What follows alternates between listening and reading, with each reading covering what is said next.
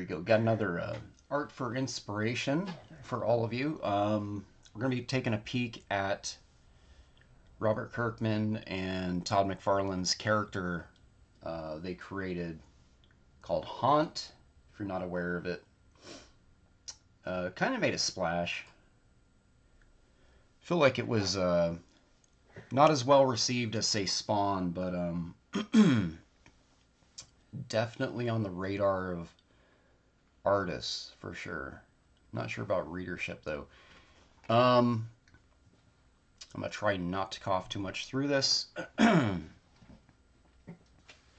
over an illness in the house. So what I got right here is the hardcover to Volume 1. It says Book 1. It's actually issues 1 through 12 in here. The Immortal Edition, it's a hardcover. This was gifted to me by the inker Jonathan Glapian. There was a moment in time, let's see when he signed this thing, 2013. So, yeah, he came around the corner at a Wizard World show, handed it to me. I said, thank you. So, yeah. Yeah, moment in time, Jonathan and I, for whatever reason, they kept placing our tables or booths to all these shows we were guested at and that pretty close vicinity. So I was able to get a peek at a lot of, unpublished Capullo stuff he was inking at the time. So, this one, what I'm going to do here, actually, is we're going to take a peek. This is going to be a little harder to do because it is a hardcover with the binding. I have the original trade paperbacks to Volume 1 and 2. Issue 1 through 6, 7 through 12 in Volume 2. We're going to look at these instead. Same content. When we're done looking at these, we're going to look at the bonus stuff in here. Basically sketches and cover gallery material. Okay, so that stuff here. We're going to look at the very end of this video. If you want to just take a peek at that, feel free to just skip forward to the end of this. Take a look at that. Meantime, let's take a peek at this. 1 through 6. I'm pretty sure the first issues to this was Ryan Ottley pencils with McFarlane inks. It says Capullo here. I'm not really entirely sure why. I don't think Greg came in till issue 7, so I might be wrong about that. I think McFarlane was the inker. Again, sorry about the coughing. Yeah, Ottley pencils, co-creator and inks McFarlane, co-creator writer Robert Kirkman of Walking Dead fame. And so yeah, this is 2010. That hardcover came out, I think, in 12, and again, it was gifted to me in 2013. Thanks again, Jonathan. Another thing too, just so you guys know, if you do seek it out, I think this book, I think that Haunt went for another year, possibly into the 20s, issue 20s or so. There are solicitations for Immortal Edition Book 2. Never seen it in print, and from what I can actually find, Volume 2 was canceled. Even though there's websites that claim they have it for sale for, $30, whatever, I don't think you'll ever get it. I think that collected book was actually canceled. So, much like the Ash Omnibus, you could still purchase it from certain websites. The book never came out. So, Ash would be the Joe Quesada book. Let's go and take a peek through here. Pretty interesting seeing McFarlane inks over a very clean, cartoony style of Ottley. I don't really know the story behind it. Did go to dinner in Vegas with around this time. With who went with us? It was like Jim Chung, I think, Ryan Ottley, Tyler Kirkham, myself, my homie Andy Perez went with us. A lot of different pros. And I think I meant to ask Ottley about this, but sometimes when you're hanging out, you don't really do a lot of talking shop, you know? So I don't really fanboy out that much. A lot of these people, I just see them as peers. Then I geek out over their stuff in private, like right now. So this right here, this cover to one by Todd, pencil and inks by Todd. If you did a 180 to this torso, it's an ASM 300 homage, so I would call it a fringe homage at this point.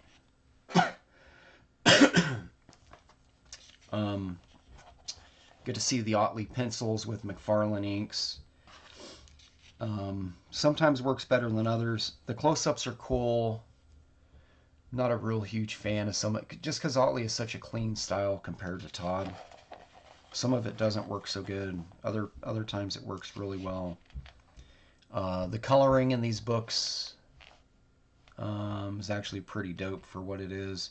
Very muted browns and blues, and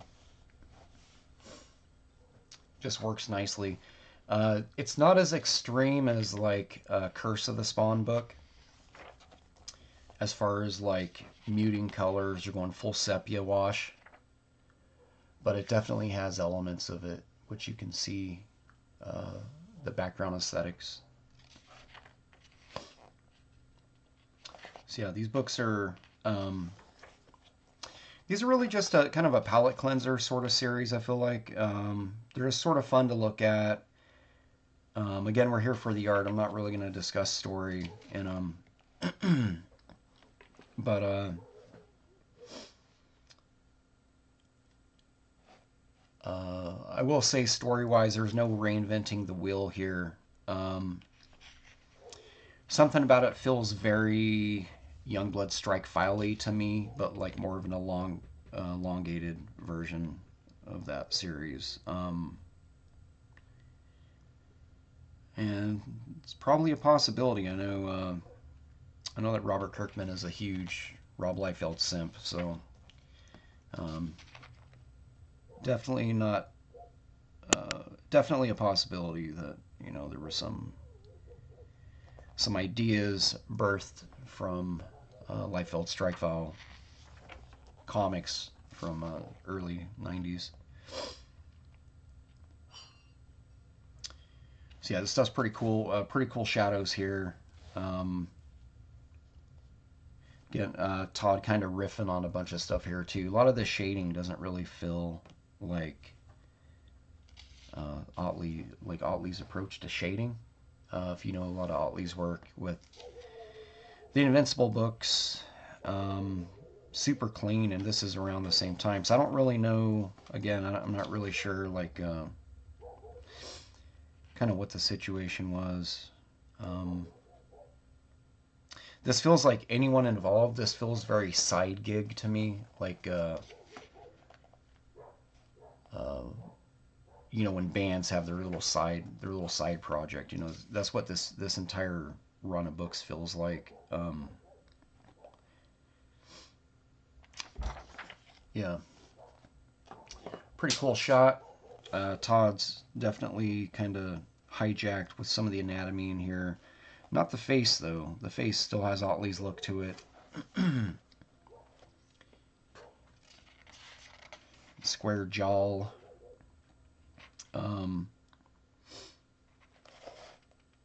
Yeah, again, I'm not really sure kind of what was going on with that or why Ottley left the book.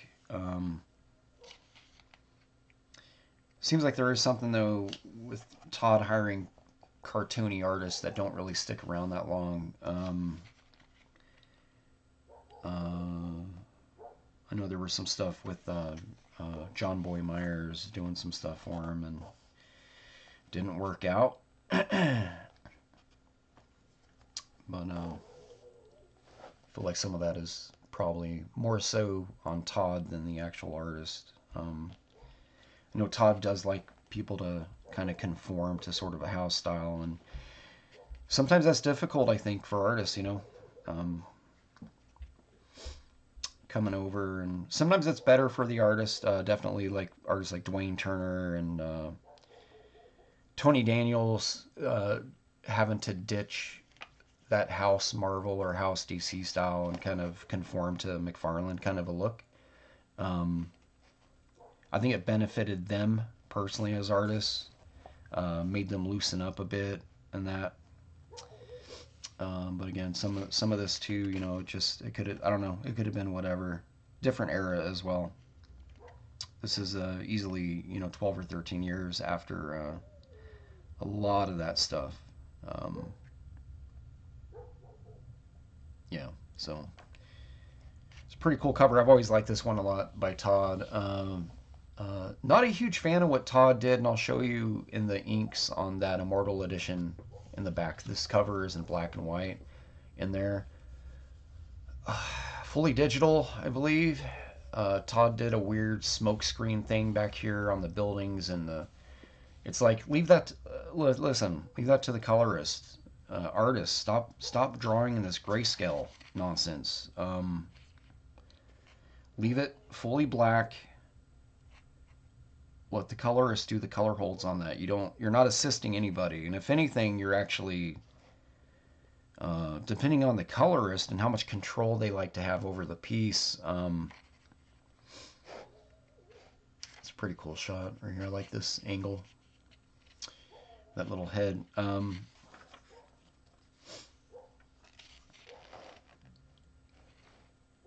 Yeah, not all colorists are horses that need to be led to the water. You know what I'm saying? Like, just let them do their thing. Um, I noticed that a lot with digital inks, digital inkers, and digital artists, where they come in and do like clouds and stuff in gray, and it's like, just quit already, man. Like that stuff's not necessary. Draw it in. Take the time to draw it in. Let the colorist make that choice. Again, you're not doing anyone any favors. You're actually hindering, in my opinion, just because I do a lot of coloring too, and you hinder a colorist's ability. You kind of direct the piece in a way where they're kind of finger cuffed in that situation where it's like, well, they have to acknowledge what you did and work around it. And as an artist, your job is lines and a little bit of shadow, but really, let the colorist do some lifting, man. Like, don't, it's kind of a weird control thing that some artists, like I said, I've noticed. I really like this shot right here a lot. It's pretty dope right there too. I like this with the silhouetted gun with all the white areas, and they just sort of hit it with a light gray in there. Yeah, this book's very violent. It's a cool shot. Yeah, so I'm not sure Todd inked all this either. Some of it feels very clean, and then other times, like this is really clean. The hand feels like a Todd hand, but the outlines to this stuff feel very super clean. So, kind of curious about that. This face feels very clean. This doesn't feel like a McFarlane inked face. This one does, weirdly. This one's very loose, but this one's super clean. Yeah.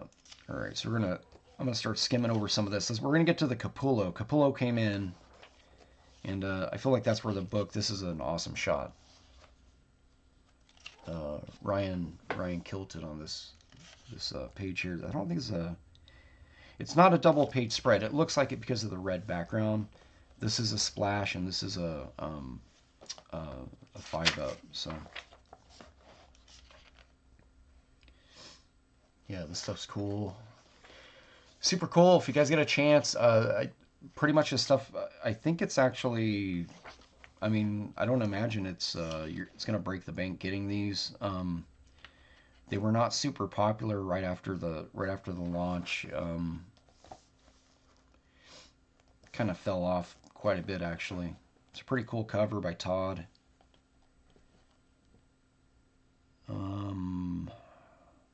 pretty positive this is digital. He's got a lot of noodling in here that's very, very hard to pull off in white. So I think he probably just did a paint bucket black and then came in and started rendering all this white stuff in here, which looks cool.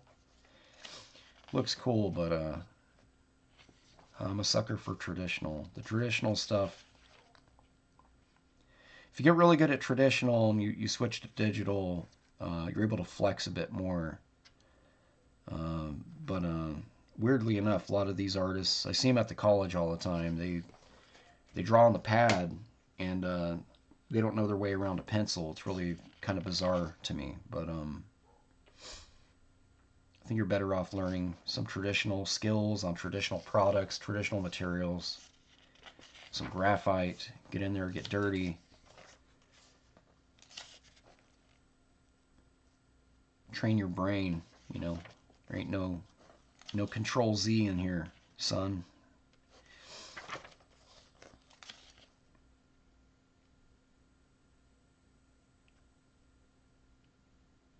Yeah, this is really, really interesting. Again, like I said, a lot of the stuff in here is there's a lot of noodling in here in the knuckles and stuff like that. So definitely enough in here to go on to stimulate any artist's mind. I love this cover so much. It's just really, really interesting. Need more covers like this in comics. Even without knowing anything about the book, and you weren't collecting the series, seeing this cover with like like the webbing with the help written out in here and the character down here in the corner, it paints a narrative, even if it's not necessarily the narrative that is actually exists in the book. It's just very strong piece of art right there. So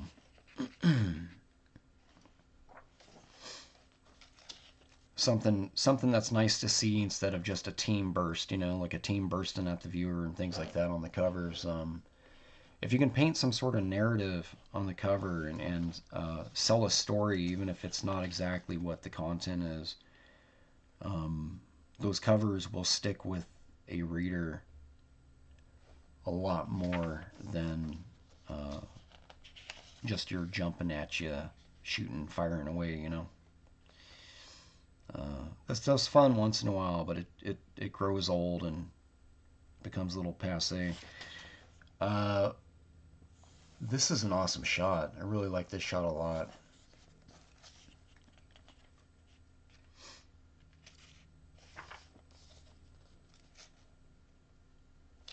A little more exploration of the abilities. The Haunt character here.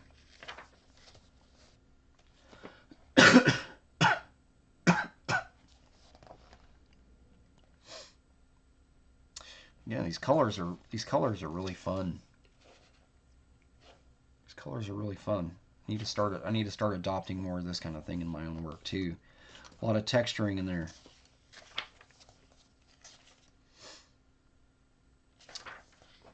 And by the way, we're still looking at Ryan Ottley pencils with Todd McFarlane inks. Okay, so that's the end of this first book here. I think McFarlane did a cover of her. This one's pretty interesting. Very Ashley Wood. This screams Ash Wood right here. This burned image in here. It's this right here extrapolated into the background.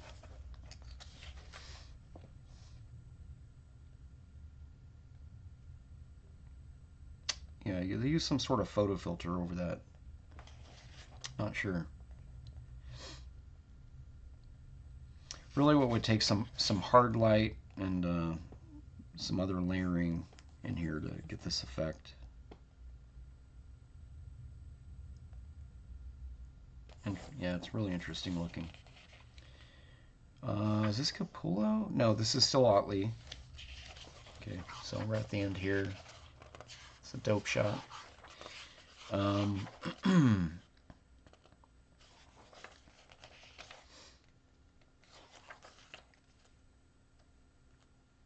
these pages feel a lot more comfortable. They don't feel as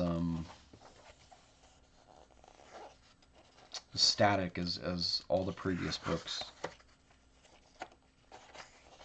So maybe Ottley knew he was getting off the book.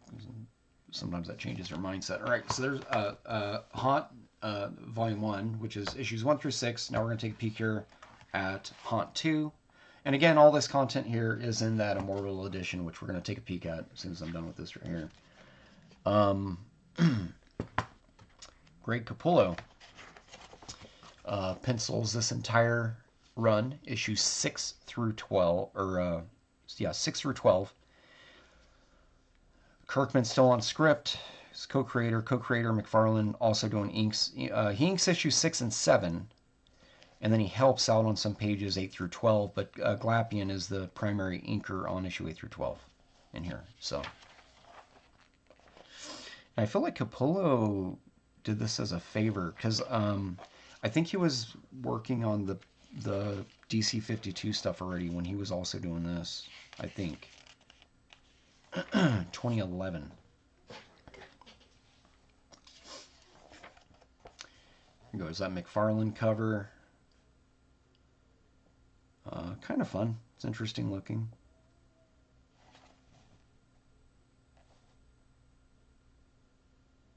Interesting looking. Arms a little short, hands a little small compared to this. Yeah, my eyeball can't really make sense. I feel like this hand should have been back here.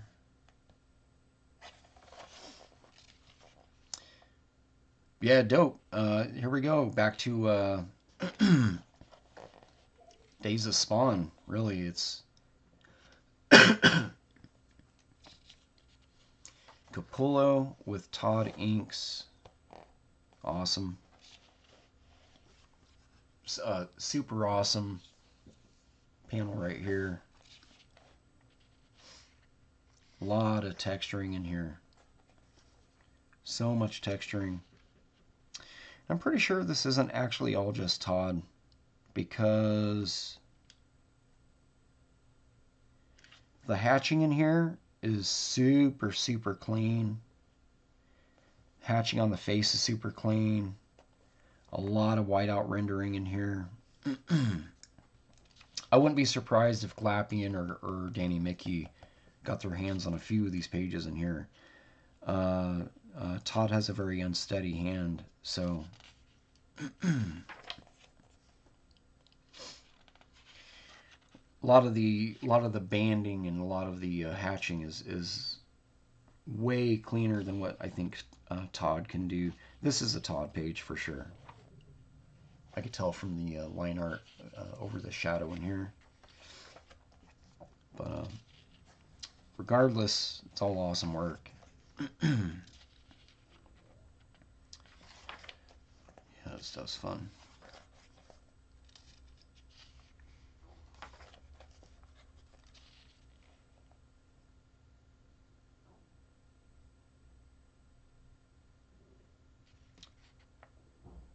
And again, I'm pretty sure that this is all digital inks as well. A lot of this line art is just... There's a lot of rendering here that you can barely see.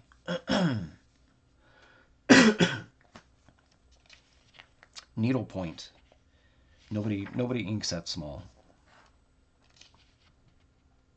Yeah, a lot of the rendering on the face here is just super thin. This would be like a 0.03 or 0.05 fine liner. So,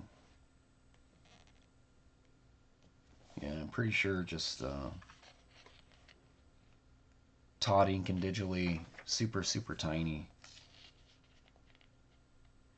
But yeah, the actual renders and stuff that it do pick up and do print, superb, really, really nice. This feels like a darkness piece almost.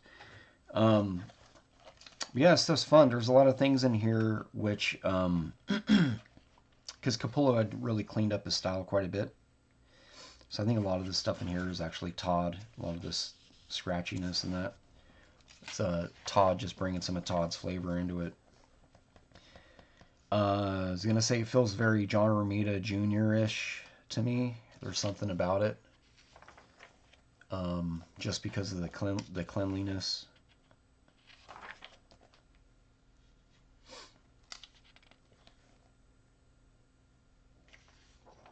This is a really cool panel. I like this one a lot.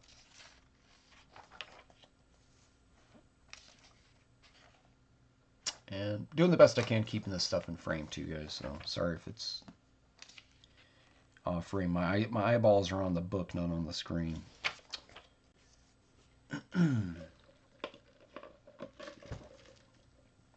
Take a little sip of my cafe.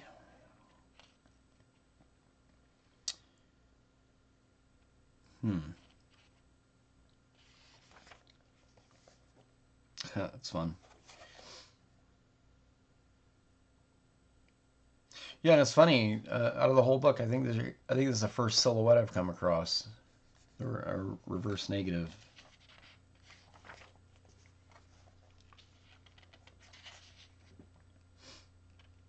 Oh man, do you even know how to draw a #2 pencil? Come on, guys. That's a very nice illustration right there. Yeah. This is very John Romita Jr. to me.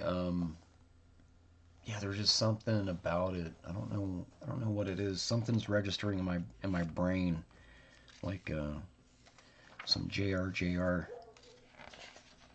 Colors on here are so fun. Subtle, muted, subtle. Capullo inking himself on this cover. I think Capullo inks himself on some of these covers here. So wouldn't be surprised if some of these originals are out there for sale because of that. But again, the McFarlane ink stuff. I don't know. Is this Todd's inks? Yeah, I'm pretty sure this is still Todd inks. I think after this issue, to the end of the series is a John Glapian.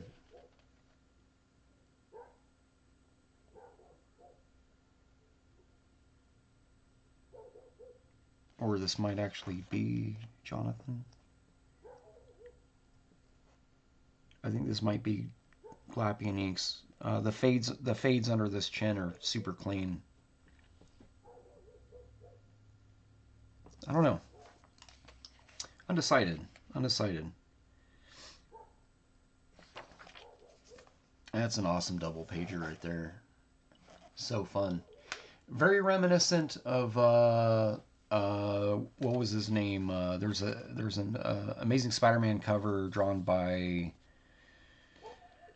I did an homage for what's his name, Daryl from Run DMC. He asked me to do a cover for him years ago. Pollard. That artist, his last name is Pollard. He did this animatic Spider-Man, and then Spider-Man's jumping at you with his hand out at you. Very reminiscent of that. Yeah, I did that cover for what's his company? Daryl Makes Comics, DMC.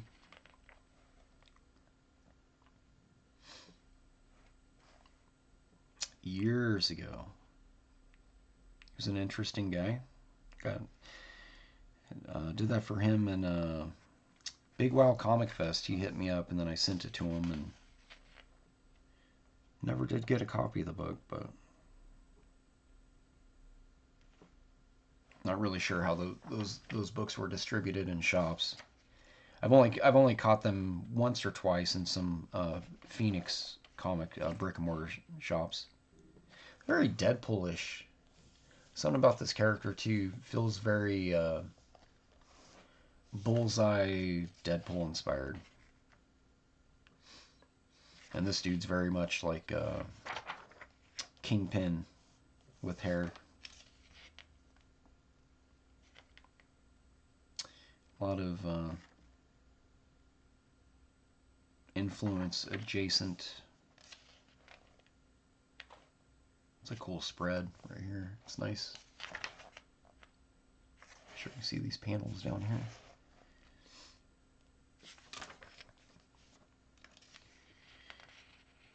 So I think this was Glapian Inks. It's issue 9. Awesome cover, man. This is great. It's great. Pencils and inks by Greg. No Todd inks on this sucker right here.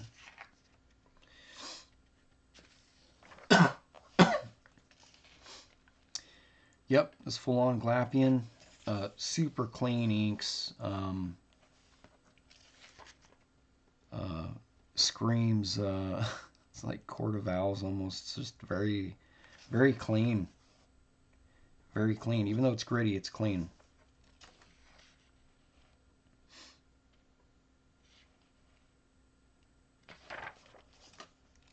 Yep, so we're just here to enjoy this artwork, and anyone who has not invested in this, you know, you may or may not be interested in it by the end of this video. I like the rendering on these lips right here. It's pretty cool. I always like seeing different ways of rendering like noses and lips and things like that, because it's like it's so easy to just fall into the whole trap of, you know, just pulling the one trick pony and drawing it one specific way because it works. It's kind of a nod to his own cover right here. It's cool.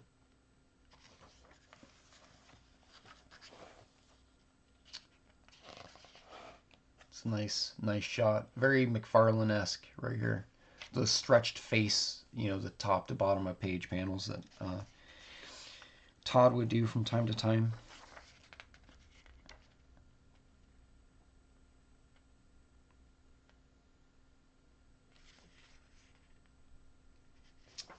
That's a fun page.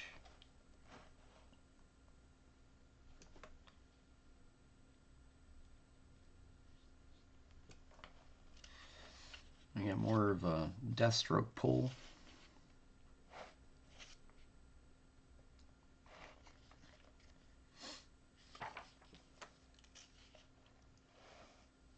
It's a really, really cool shot. Can't really see it, but there's a lot of TLC in these lines in here by Jonathan. It's really nice to see that. Cool fade right here too. Super cool fade. He didn't go full black and then just with white rendering. He actually kind of rendered around it with a it's not zipatone, but it's just parallel lines to create a nice gradient. It looks black on the screen, but it's not.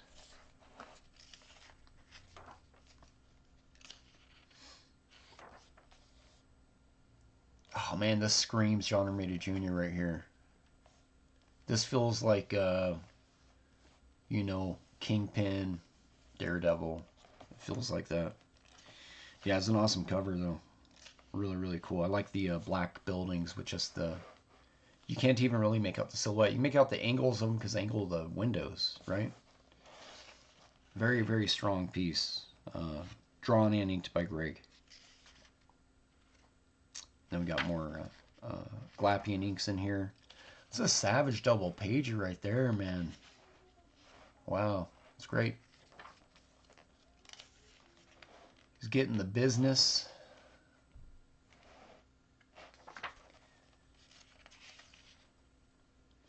The more that the more this guy is getting illustrated, the more he's looking like an animal.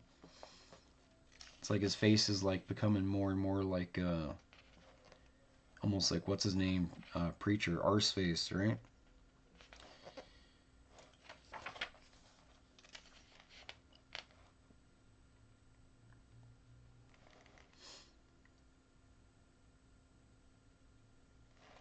Yeah, these pages are so fun.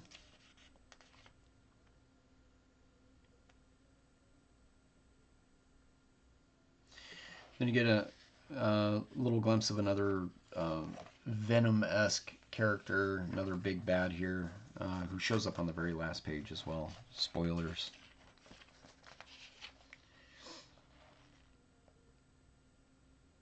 Yeah, these pages are awesome.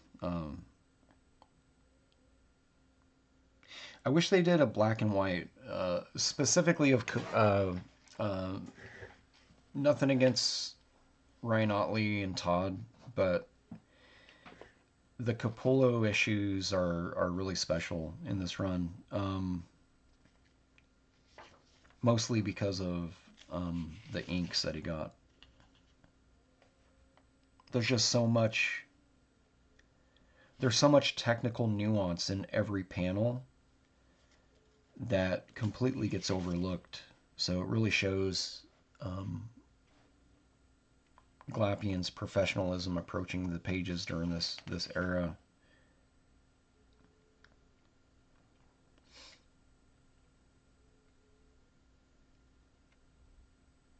I'm noticing a lot more of this stuff too, just because I've been doing so much inks myself lately over other artists that my brain is registering a lot more. There are specific details and renders that I now have a little more regard for because they're a little harder to pull off, and I'm seeing a lot of that in here where he just nails it. I think this is McFarlane inks. This double pager here. I don't know if it's Jonathan. The inks are really loose in here. This feels like Todd. So maybe Todd came in and did some of these weird, almost like Juggernaut looking assassin guys.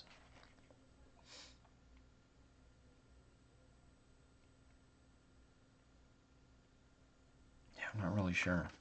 Just very rough. Pretty fun cover right here, man. This right here, Capullo Pencil and Inks 2010.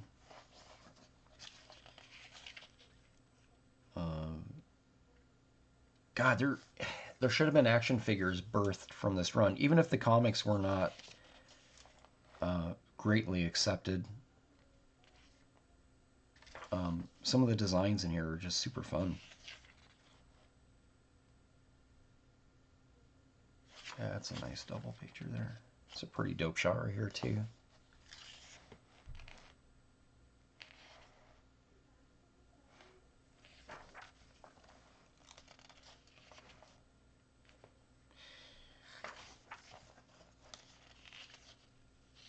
And we're almost at the end here, and then we're going to take a peek. Like I said, we're going to take a peek at that, the very end of the... That's a cool double pager right there. That's really cool. More of this. I feel like this book needed about 25% more pages like this. Bring it back to the Spawn hood, right? Jeez. I know a guy that looks like this. Alright. I'm not going to call him out because he's a sub. He subscribes to my channel. Lock and Load. Here we go. Issue 12, final book. Man, Capullo, this is the most Mark Silvestri thing he has ever drawn. I love it. I'm here for it.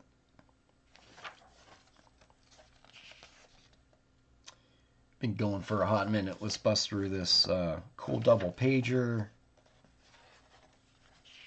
It's pretty dope. I don't know how many issues Capullo stayed after this. I do know that McFarlane and Robert Kirkman both bailed on this book and handed the keys to, who was it, Joe Casey? And there was another artist who came in as well, who was not Greg Capullo and was not Ryan Ottley. And I think that actually was the demise of the series. Here we go. Cool shot. Cool shot. All right. So there's that. So Haunt, let's see, volume 1 and 2, trade paperbacks. I think Jonathan actually gave me these too, but he didn't sign them. He just signed this Immortal hardcover for some reason. I remember him signing it because he used a glitter pen. This is glitter. All right. Probably made fun of him for that. That's just how I roll. You gift me stuff, then I make fun of you. Alternate cover gallery. Here we go. It's covers. Line Art Edition, issue 1. What's weird too is there was like a metamorphosis of the design of the costume plus the face, and I think that's why they choose these like liquid designs for the characters. It's pretty fun. You know, Capullo played a bit with digital painting in Photoshop, right, or maybe Clip, but it's a full digital painting by Greg. It's all right. They flipped it to grayscale for a variant. It's kind of unnecessary. The preview issue, Line Art Edition. So I guess there's a black and white preview. Ryan Ottley with McFarlane inks, and then issue 1 by Ottley and Todd. Zuniga variant for issue 1. Yeah. Then Ryan Ottley inking himself for issue 1. Night and day. Without the Todd inks, it's so clean. It's boggles the mind. Issue 2, Ryan Ottley did his own cover. In issue 2, you got the black and white one by Todd. This is what I was talking about right here. If you look at this line art, it looks like it was drawn with like a purple pen or something. It's not. It's Todd came in with some layer and added white. And he missed an entire section right here. It's just super sloppy. Todd, delete that layer. This piece is really strong, just black. So, issue 3, another Ottley cover, Ryan inking himself. And, yeah, it's okay. I do think that the character needs that Todd touch, though, especially after seeing what Todd was able to do over him. And then, of course, Todd's inks over Capullo. And then, of course, Glapian being past the torch and just sprinting it past the finish line. This is a fun piece. I like that piece a lot. Just the black and white to that. You get the Greg Capullo did another alternate cover for issue 4. This, I think, is actually the hardest variant to find. So if you find one, I recommend picking it up. This issue 4 variant, I've only seen it once or twice in shops, and they had them for like $200. So I don't know the actual value of it, but $200 for this series must be something, right? Here's the line art to the cover I love so much by Todd. The colors really carry that one. Got another Ottley piece here, issue 5 variant. Scream Skybound. Doesn't feel like a McFarlane property here for some reason. And then issue 7, you got that Capullo cover, which I used for the front of this right here. Really nice piece. Behind the scenes, one of the earliest concept designs by Todd. Here's the pencils. Here's the colors. There was some show where, so it looks like they developed it in 07 at San Diego.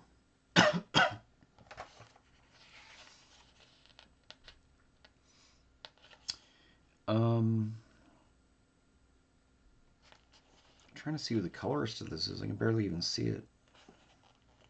Can't read that. It's too dark. They did a print of this, and McFarlane and Kirkman were both signing a print before this book was a thing, just to get retailers and fans hype. Got a lot of sketches here. Got some Ottley. Got some McFarlane in here in the mix. Same with this.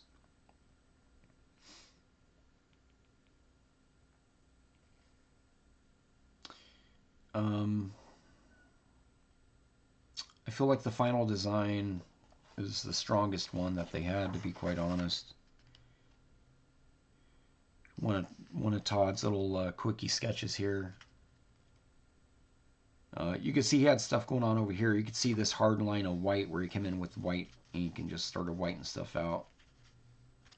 So I'm curious what he had going on in here, in this area of the where the molars would be. But anyways, guys, there it is. Haunt Immortal Edition collects 1 through 12. I feel like this is a little easier to grab than these trades. I haven't seen these trades on shelves forever. And like I said, they were gifted. I don't know any sort of, I don't know any kind of value for them. And I have zero recommendation for trades 3 and 4 if they do exist. I don't know if Capullo is involved, but I do know that there was a complete overhaul of the creative team after issue 12. But again, I don't know if Capullo was involved with issue 13, 14. I mean, heck, it might be worth picking up. And you will be able to find, like, again, you'll be able to find solicitations and people selling Immortal Edition Book 2, which would be the next, I guess it'd be issue 13 through 24, right? But according to what I've read, the book doesn't even exist. So I don't know how these places would get a hold of it or why they still have it for sale. I've never seen it in the wild. I've seen this several times at shops. Shrink wrapped, 50 to 75 for this right here. I don't think it's worth that. I think it's worth cover. Cover here, $35. I don't imagine this thing running more. You could probably find some shops selling it for 25 just to unload it, right? No one's buying Haunt right now. So, anyways, yeah, hope you enjoy the video.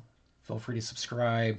Become a member. You get special member videos of Art for Inspirations that don't go public for months on end. So you get to see them first. All right, guys. Thanks for checking this out. Have a nice day.